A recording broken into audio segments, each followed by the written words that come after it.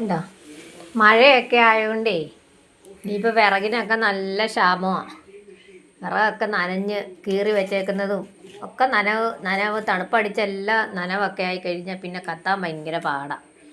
അപ്പോൾ എന്താ നമ്മൾ ഇങ്ങനെ പുറകിൽ പണ്ടൊക്കെ എങ്ങനെയായിരുന്നു കേട്ടോ, അടുപ്പിൻ്റെ പുറകിലും അടുപ്പിൻ്റെ മണ്ടയിലും ഒക്കെ വെച്ച് ചേരുമൊക്കെ കെട്ടി നമ്മൾ അടുപ്പിനകത്ത് കത്തിക്കാനുള്ള വിറക് നമ്മൾ ഉണക്കുമായിരുന്നു.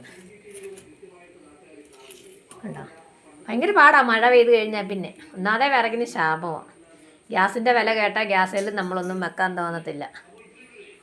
അപ്പോൾ ഞാനിങ്ങനെ കഞ്ഞി അടുപ്പത്ത് വെച്ചേക്കുന്നത് കണ്ടോ.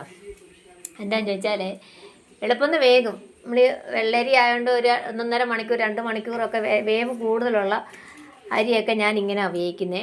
എന്നാന്ന് ചോദിച്ചാൽ ഈ കലത്തിനകത്ത് നമ്മൾ അരി ഇട്ടേച്ച് ഇതിൻ്റെ ആവി പോകാത്ത പോലെ തന്നെ മണ്ടേ ഒരു പാത്രം വെള്ളം വെക്കും.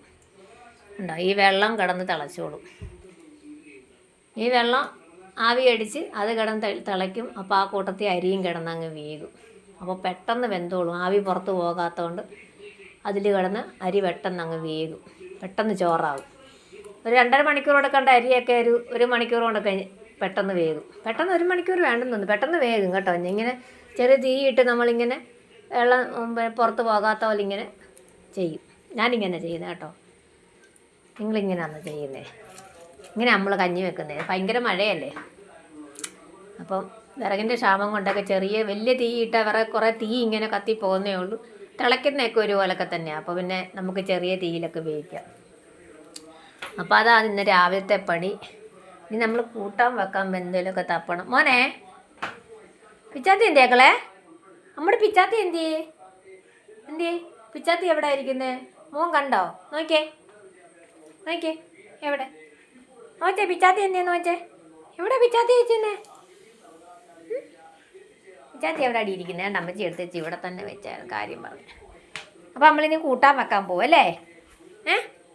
കൂട്ടാൻ വെക്കാൻ പോവല്ലേ നമ്മളെ? എന്താ നമ്മൾ കൂട്ടാൻ വെക്കുന്നേ? എന്തോ കൂട്ടാൻ വെക്കുന്നേ നമ്മൾ? അനങ്ങാ നിൽക്കുന്നുണ്ട്. വാ പിജു വെക്കാം. വാ പിജു വന്നേ, വാ ബാഡി പെണ്ണേ ഇപ്പം വരും. അപ്പോൾ ഇന്ന് നമ്മൾ കൂട്ടാൻ വെക്കാമെന്ന് ചോദിച്ചാൽ നമുക്കൊരു ചെറിയ അവിയൽ വെക്കാം. അപ്പോൾ ഇന്നലെ മീൻകറി വെച്ച ഇരിപ്പോട്ടെ. അപ്പോൾ നമുക്കൊരു ചെറിയ അവിയൽ, ഒത്തിരി ഒന്നും വേണ്ട.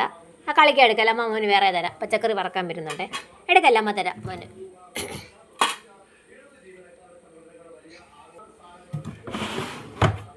ഇപ്പം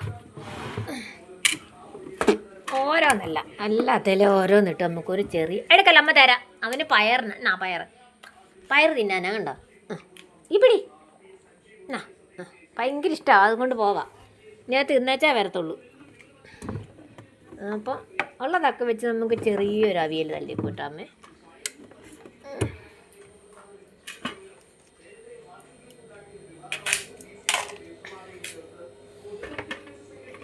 ഞാനിത് എടുക്കട്ടൊന്നേ. എന്താ വേണം? പയറെല്ലാം തിന്നാ?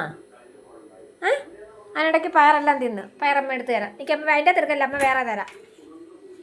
പയറുണ്ടോ നോക്കട്ടെ. അത്രയും പയർ കാണത്തില്ല. ഉണ്ട്. ഇതാ